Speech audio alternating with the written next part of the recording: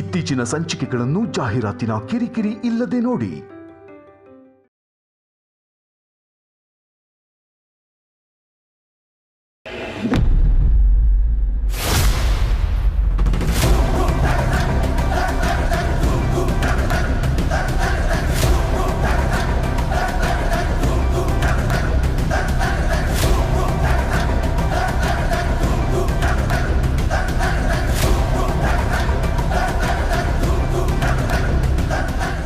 ಎಲ್ಲರೂ ಈ ರೀತಿ ಮುಖ ನೋಡ್ಕೊಳ್ತಾ ಇದ್ದೀರಾ ಅಂದರೆ ವಿಷಯ ಏನೋ ಮುಖ್ಯವಾಗಿರೋ ಹಾಗಿದೆ. ನನ್ನ ಹತ್ರ ಹೇಳ್ಕೊಳಲ್ವಾ?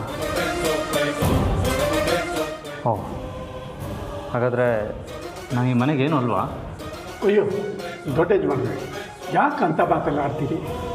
ಅಲ್ಲ, ಮತ್ತು ಅದೇನಂತ ಹೇಳಿ ಸಾರ್ತಿ. ರತ್ನವೇಣಿ ಅವ್ರ ಬಗ್ಗೆ ಹೇಳಿದ್ರೆ ನೊಂದ್ಕೋತಾರೆ, ಏನು ಹೇಳದೆ ಇದ್ದರೆ ಬೇರೆ ಅರ್ಥ ಕೊಟ್ಕೊಂಡು ಆಗಲೂ ನೊಂದ್ಕೋತಾರೆ. ಏನು ಹೇಳೋದು ಈಗ? ಸಾರ್ತಿ, ಹೇಳ್ತೀನಿ ದೊಡ್ಡ ಯಜಮಾನ್ರೆ. ಅದು ನಮ್ಮ ಗಣಿ ಕಾಲೇಜ್ ಫೀಸ್ ಬಗ್ಗೆ ಮಾತಾಡ್ತಾ ಇದ್ವಿ. ಈ ವರ್ಷದ ಇವನ್ ಕಾಲೇಜ್ ಫೀಸು 1.5 ಲಕ್ಷಕ್ಕಿಂತ ಜಾಸ್ತಿ ಆಗುತ್ತಂತೆ. ನನ್ನ ಹತ್ರ ಅಷ್ಟೊಂದು ಸೇವಿಂಗ್ಸ್ ಇಲ್ಲ, ಅದಕ್ಕೆ ಹೇಗೆ ಹೊಂದಿಸೋದು ಅಂತ ಯೋಚನೆ ಮಾಡ್ತಿದ್ವಿ. ನೆನ್ನೆನೇ ಹೇಳಿದ್ದ, ಅದನ್ನೇ ಮಾತಾಡ್ತಾ ಇದ್ವಿ ಅಷ್ಟೇ.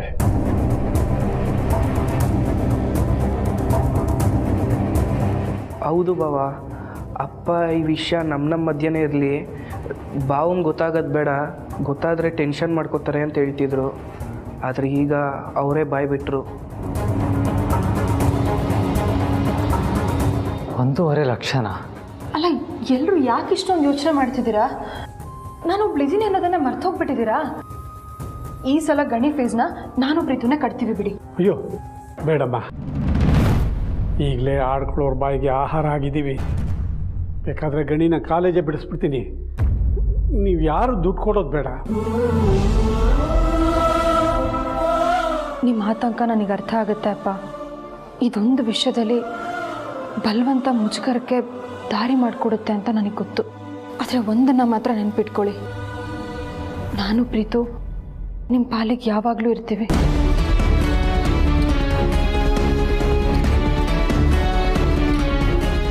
ಸರಿ, ನಾನಿನ್ನು ಹೊರಡ್ತೀನಿ. ಇರಮ್ಮ, ಕತ್ಲಾಗಿದೆ, ನಾನು ಬಿಟ್ಟು ಬರ್ತೀನಿ.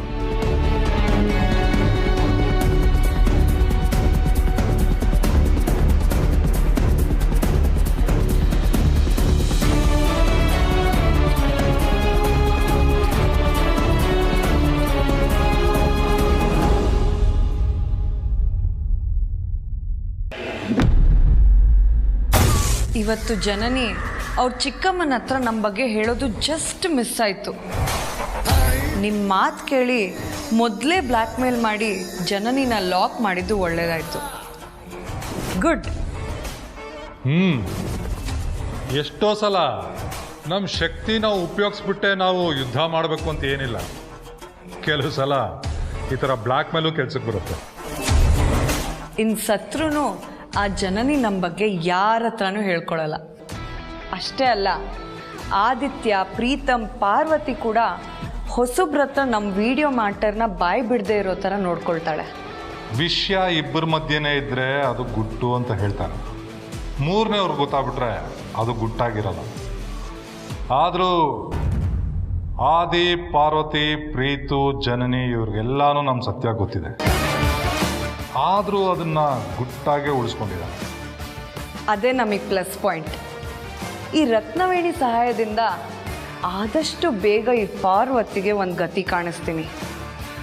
ಅಲ್ಲಿವರೆಗೂ ನಿಮ್ಮ ಬಗ್ಗೆ ಆ ಅಖಿಲಂಗೆ ಒಂದು ಸಣ್ಣ ಸುಳಿವು ಸಿಗದೆ ಇರೋ ಥರ ನೋಡ್ಕೊಳ್ಳಿ. ಅವಳಿಗೆ ಹೇಳೋರಾದರೂ ಯಾರು? ಈ ಮನೆ ಕೂಡ ಬೇರೆಯವ್ರ ಹೆಸರು ತೊಗೊಂಡಿದ್ದೀನಿ. ಅಖಿಲಂಗೆ ನಮ್ಮ ಬಗ್ಗೆ ಗೊತ್ತಾಗೋದಿಲ್ಲ.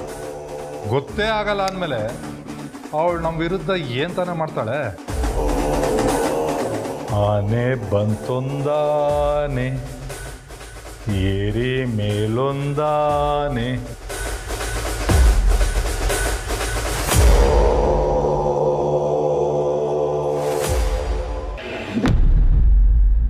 ಪಾರು, ಮೊದಲಾಗಿದ್ದರೆ ಸಾರ್ತಿಗೆ 1-1.5 ಲಕ್ಷ ಹಣ ಹೊಂದ್ಸೋದು ಅಷ್ಟೇನು ಕಷ್ಟ ಆಗ್ತಿರ್ಲಿಲ್ವೇನೋ. ಆದರೆ ಈಗ ನಿನ್ನ ಆರೈಕೆಗೆ ಅಂತ ಅವರೇ ಎಲ್ಲ ಖರ್ಚು ಮಾಡ್ತಾಯಿದ್ದಾರೆ. ಅದು ಅಲ್ಲದೆ ನಾವು ಈ ಮನೆಗೆ ಬಂದಾಗಿಂದ ಈ ಮನೆ ಖರ್ಚನ್ನೆಲ್ಲ ಅವರೇ ನೋಡ್ಕೊಳ್ತಾ ಇರೋದು. ಪಾಪ ಅವ್ರ ಕೂಡಿಟ್ಟ ಹಣನೂ ಖಾಲಿಯಾಗಿರ್ಬೋದು.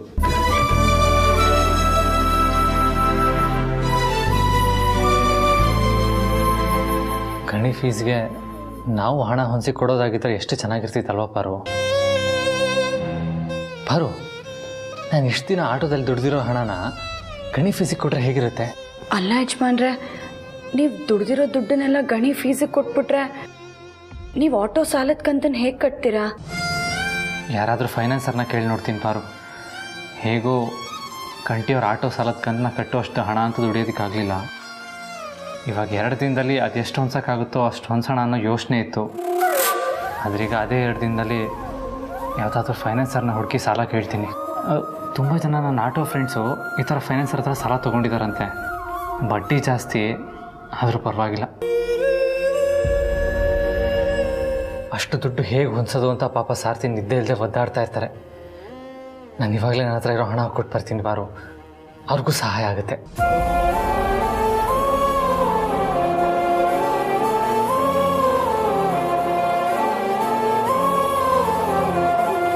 ನೀವು ಹಣ ಕೊಟ್ಟರು ಅಪ್ಪ ಇಸ್ಕೊಳ್ಳಲ್ಲ ಯಜಮಾನ್ರೆ. ಜನನಿ ಹತ್ರ ಮಾತಾಡ್ತಿದ್ದದನ್ನ ನೀವು ಕೇಳಿಸ್ಕೊಂಡ್ರಿ ಅಲ್ವಾ? ಅರ್ಸನ್ ಕೋಟೆಯವ್ರು ಯಾರ ಹತ್ರನೂ ಹಣದ ಸಹಾಯ ತಗೊಳ್ಳೋ ಮನಸ್ಥಿತಿಲಿ ಅಪ್ಪ ಇಲ್ಲ.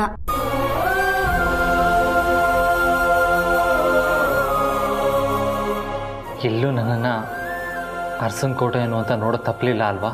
ಅರ್ಸನ್ ಕೋಟೆಯವರು ಅಂತ ಗುರ್ತಿಸ್ಕೊಳ್ಳೋದಕ್ಕೆ ನಿಮ್ಗೆ ಇಷ್ಟ ಇಲ್ವಾ ಯಜಮಾನ್ರೆ? ತುಂಬಾ ಇಷ್ಟ. ಆದರೆ ಕೆಲವೊಂದು ಸಂದರ್ಭದಲ್ಲಿ ಬೇಡವಾಗಿತ್ತು ಅಂತ ಅನಿಸುತ್ತೆ.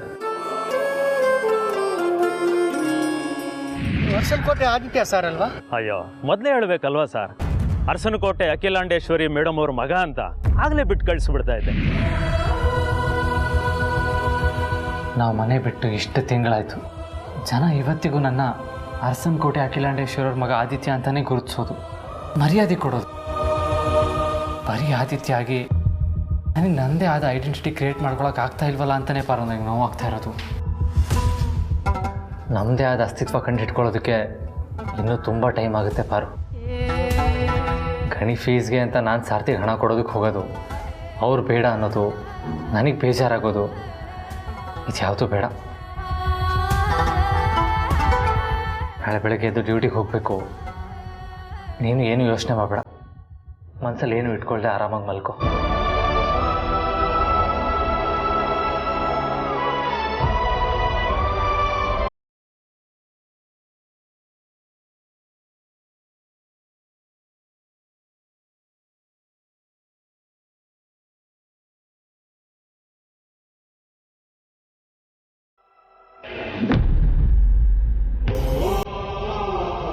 ರುದ್ರೇಗೌಡ್ರೆ, ದಯವಿಟ್ಟು ಆದಷ್ಟು ಬೇಗ ನಿಮ್ಮಿಂದ ನನಗೆ ಸಹಾಯ ಆಗಲೇಬೇಕು.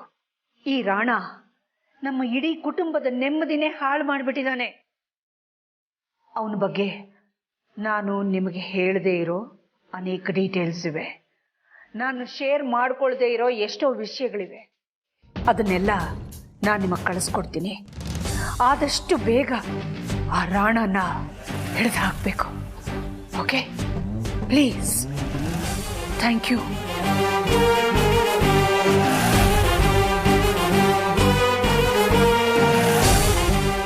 ರಾಣಾ,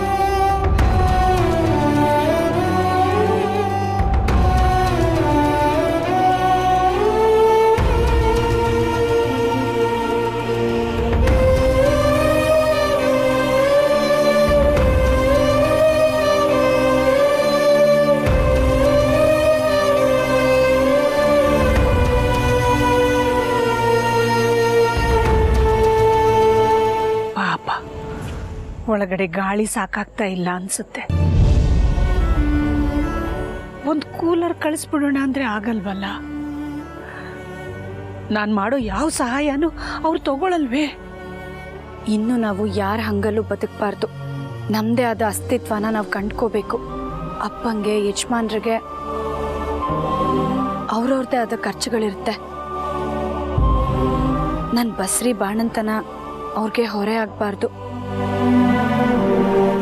ಅದಕ್ಕೆ ಇನ್ಮೇಲಿಂದ ನಾನು ಹೊರಗಡೆ ಹೋಗಿ ದುಡಿಬೇಕು.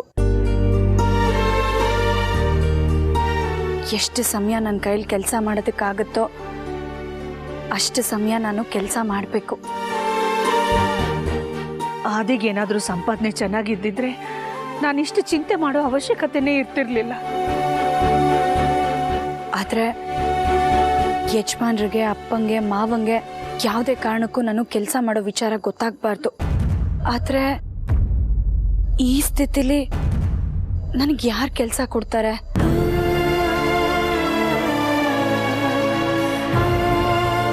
ಹಾಂ, ಸಾವಿತ್ತಕ್ಕನ ಹತ್ರ ಹೇಳ್ಕೊಂಡ್ರೆ ನಾನು ಮಾಡೋದಕ್ಕಾಗೋ ಥರ ಕೆಲಸ ಏನಾದರೂ ಕೊಡಿಸ್ಬೋದಾ? ಅಷ್ಟೊತ್ತಿಂದ ಏನೋ ಯೋಚನೆ ಮಾಡ್ತಿದ್ದಾಳಲ್ಲ, ಏನಿರ್ಬೋದು? ರಾಣನ್ ಬಗ್ಗೆ ಏನಾದರೂ ಚಿಂತೆ ಮಾಡ್ತಾ ಇರ್ಬೋದಾ? ಅವನ ಯೋಚನೆ ಬಿಡಮ್ಮ, ಚಿಂತೆ ಮಾಡಬೇಡ, ನಾನು ಅವನನ್ನು ಹುಡುಕ್ಸೋದ್ರಲ್ಲೇ ಇದ್ದೀನಿ ಅಂತ ಅವಳಿಗೆ ಹೇಗೆ ಧೈರ್ಯ ತುಂಬೋದು? ಛೇ,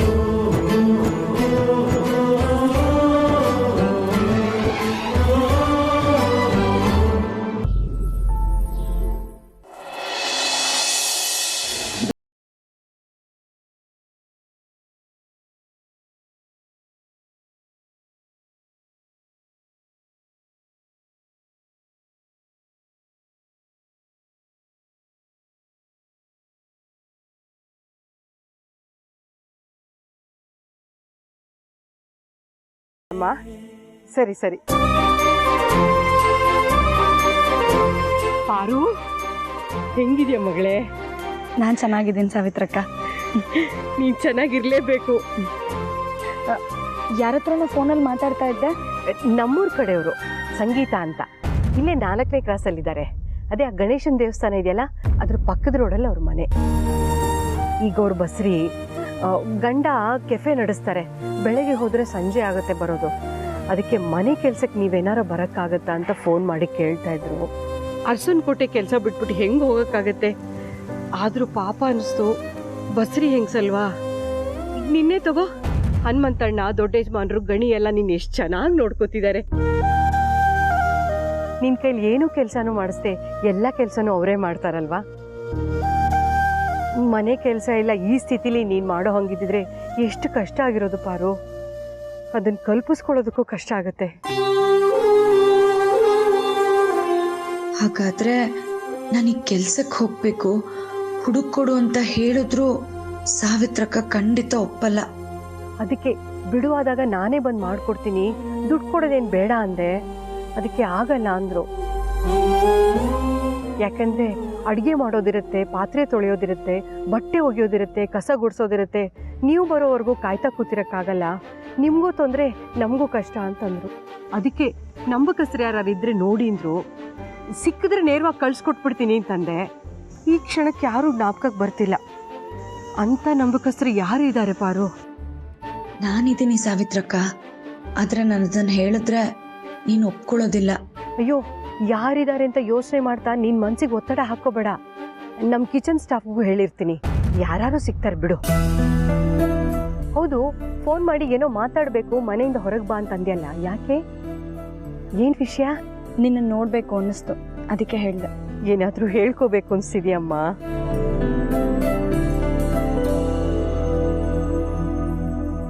ನಾನೊಬ್ಳು ನಿನ್ನ ಮಗಳು ಅಂತಿರ್ತೀನಿ, ಮಗಳು ಅಮ್ಮನ ನೋಡೋದಕ್ಕೆ ಬರೋದಕ್ಕೆ ಕಾರಣ ಬೇಕಾ? ನಾನೇ ನಿನ್ನ ನೋಡಕ್ ಬರ್ಬೇಕು ಅಂತಿದ್ದೆ ಕಣೆ, ನೀನೇ ಅಷ್ಟಲ್ಲಿ ಸಿಕ್ಬಿಟ್ಟಿಯಲ್ಲ. ನಿನಗೇನೇನು ಇಷ್ಟ ಅಂತ ತಿಳ್ಕೊಂಡು ಅರಸನಕೋಟೆಯಿಂದಲೇ ಎಲ್ಲ ಬರ್ತಿರುತ್ತೆ. ಆದರೂ ನನ್ನ ಕೈಯಾರೆ ಏನಾದರೂ ಮಾಡಿ ತಿನ್ಬೇಕು ಅಂತ ಅನ್ಸಿದ್ರೆ ದಯವಿಟ್ಟು ಸಂಕೋಚ ಇಲ್ಲದೆ ಹೇಳಮ್ಮ.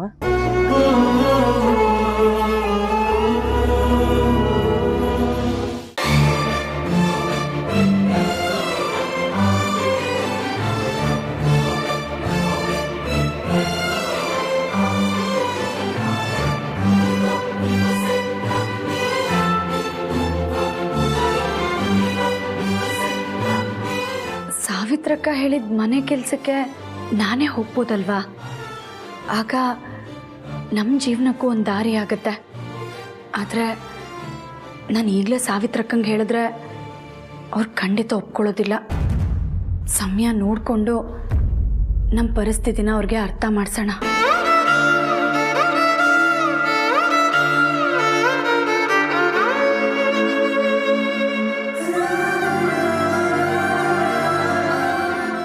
ಆದರೆ ಈ ಪರಿಸ್ಥಿತಿಲಿ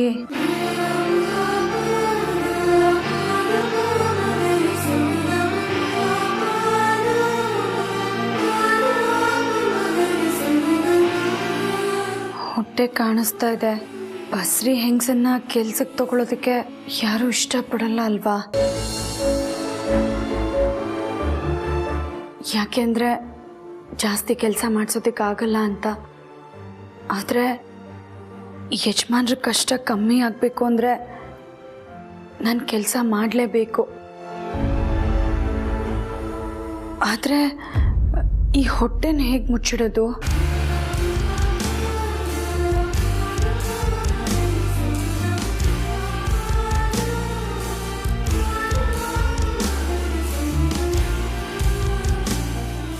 ಹಲೋ ಜನನಿ, ನಿನ್ನಿಂದ ಒಂದು ಸಹಾಯ ಆಗಬೇಕಾಗಿತ್ತು.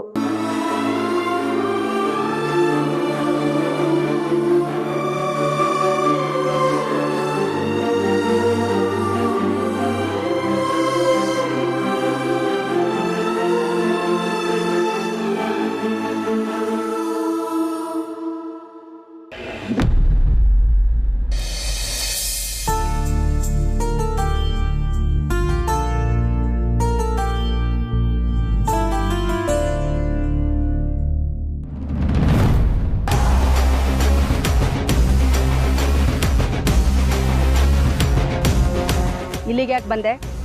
ಜನನಿ ಹತ್ರ ಸ್ವಲ್ಪ ಕೆಲಸ ಇತ್ತು. ಈ ಮನೆ ವಾರಧಾರಳ ಹತ್ರ ನಿನಗೇನೆ ಕೆಲಸ? ಜನನಿ ಅಂದರೆ ನನಗೆ ತಂಗಿ. ನನಗೆ ಅಷ್ಟು ಮಾತ್ರ ಗೊತ್ತು. ನನ್ನ ತಂಗಿ ಹತ್ರ ಮಾತಾಡೋದಕ್ಕೆ ಅಂತ ಬಂದೆ. ಅಬ್ಬಬ್ಬಬ್ಬಬ್ಬಬ್ಬಾ, ತಂಗಿ ತಂಗಿ ಅಂತ ಚೆನ್ನಾಗಿ ಬೆಣ್ಣೆ ಹಚ್ಚಿದ್ಯಾ ಕಣೆ ನೀನು. ಪ್ರೀತಮ್ ಮತ್ತೆ ಅವಳು ಯಾರೋ ಮೋನಿಕಾ ಅಂತಲ್ಲ, ಅವ್ರ ವಿಡಿಯೋ ವಿಷಯನೂ ನನಗೆ ಗೊತ್ತಾಯ್ತು. ಹೇಗೆ? ನಿಮ್ಗೆ ಯಾರು ಹೇಳಿದ್ದು? ಜನನಿ. ಜನನಿನಾ? ಈ ವಿಡಿಯೋ ವಿಷಯ ನಮ್ಮ 4 ಜನದ ಮಧ್ಯೆನೇ ಇರಲಿ ಅಂತ ಹೇಳಿದ್ವಲ್ಲ, ಅವಳು ಯಾಕೆ ನಿಮ್ಗೆ ಹೇಳೋದಕ್ಕೆ ಹೋದ್ಲು? ನೋಡಿ, ನೀವೇನು ಯೋಚನೆ ಮಾಡಬೇಡಿ. ನನ್ನ ಮೈದ್ನಂಗಾಗಲಿ ಜನನಿಗಾಗಲಿ ಇದರಿಂದ ಯಾವುದೇ ರೀತಿ ತೊಂದರೆ ಆಗದಿರೋ ಥರ ನಾವು ನೋಡ್ಕೋತೀವಿ. ಅದು ಹೇಗೆ ಅಷ್ಟು ಖಚಿತವಾಗಿ ಹೇಳ್ತಾ ಇದೀಯಾ? ಹಾಗಾದ್ರೆ ಆ ವಿಡಿಯೋ ಮಾಡಿಸಿದ್ದು ಯಾರು ಅಂತ ನಿನಗೆ ಗೊತ್ತಾ? ಜನನಿ ಅವ್ರ ಹೆಸರನ್ನ ಬಾಯ್ ಬಿಡ್ಲಿಲ್ಲ, ಆದ್ರೆ ನನಗೆ ಗೊತ್ತಾಯ್ತು. ಇವ್ರಿಗೆ ರಾಣನ್ ಬಗ್ಗೆ ಗೊತ್ತಾಗಿದ್ಯಾ? ಆದ್ರೆ ಅತ್ಯಮ್ಮಂಗೆ ಮಾವಂಗೆ ಹೇಳ್ಬೇಡಿ ಅಂತ ಹೇಳ್ಬೇಕು. ನೀನೇ ತಾನೇ ಆ ವಿಡಿಯೋನ ಮಾಡ್ತಿದ್ದು. ಜನನಿ ಮತ್ತೆ ಅವಳ ಗಂಡನ್ನ ಭಯದಲ್ಲೇ ಇಟ್ಟು ನಿಮ್ ಹಿಡಿತದಲ್ಲಿ ಇಟ್ಕೊಳಕ್ಕೆ, ಮುಂದೆ ಪೂರ್ತಿ ಆಸ್ತಿನ ನೀವೇ ಹೊಡ್ಕೊಳಕ್ಕೆ. ಅದಕ್ಕೋಸ್ಕರನೇ ತಾನೇ ನೀನ್ ಆ ವಿಡಿಯೋನ ಮಾಡ್ತಿರೋದು. ಪಾಪ, ನೀನೆಲ್ಲ ಒಪ್ಕೊಳ್ತೀಯ ಬಿಡು. ಒಳ್ಳೆಯವಳ ತರ ಚೆನ್ನಾಗಿ ಪೋಸ್ ಕೊಡ್ತೀಯ ಅಷ್ಟೇ. ನೀನ್ ಒಳ್ಳೆಯವಳಲ್ಲ ಅನ್ನೋದು ನನಗಂತೂ ಚೆನ್ನಾಗಿ ಅರ್ಥ ಆಗಿದೆ. ಅದನ್ನ ನನ್ನ ಮಗಳಿಗೂ ಅರ್ಥ ಮಾಡ್ಸೆ ನಾನು ಇಲ್ಲಿಂದ ಹೊರಡೋದು. ಇನ್ನೇ ಏನೇ ಮುಖ ನೋಡ್ತಾ ಇಲ್ಲೇ ನಿಂತಿದ್ಯಾ? ಹೊರಡೋ.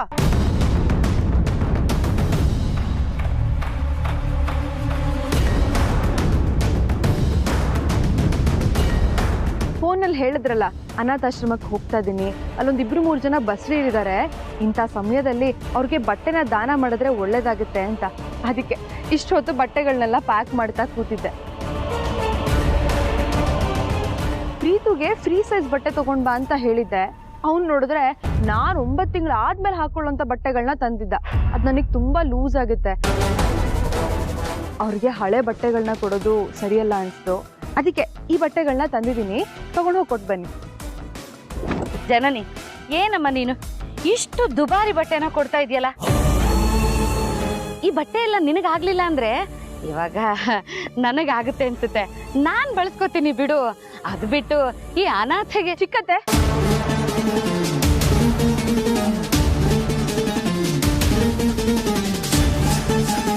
ಸಾರಿ ನಮ್ಮ ಜನನಿ.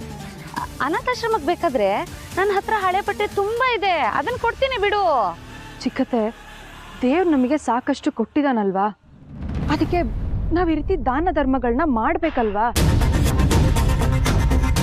ನೋಡಿ, ನಮ್ಮನೇಲಿ ನಾನು ಅಕ್ಕ ಇಬ್ರು ಬಸ್ರಿದ್ದೀವಿ. ಈ ಬಟ್ಟೆ ಹಾಕೊಳ್ಳೋರು ನಮಗೆ ಒಳ್ಳೇದಾಗ್ಲಿ ಅಂತ ಹರಿಸಿದ್ರೆ ಸಾಕಲ್ವಾ? ಕೊಡಿ ಆ ಬಟ್ಟೆಗಳನ್ನ. ಅಕ್ಕ ತಗೊಳ್ಳಿ, ಇದನ್ನ ತಗೊಂಡು ಹೋಗ್ಕೊಡಿ. ನಿನಗೆ ಒಳ್ಳೇದಾಗ್ಲಿ ಜನನಿ. ನನಗೆ ಒಳ್ಳೇದಾಗ್ಲಿ ಅಲ್ಲ ಅಕ್ಕ, ನಮಗೆ ಒಳ್ಳೇದಾಗ್ಲಿ ಅಂತ ಹೇಳಿ. ಬರ್ತೀನಿ. ಹುಷಾರು.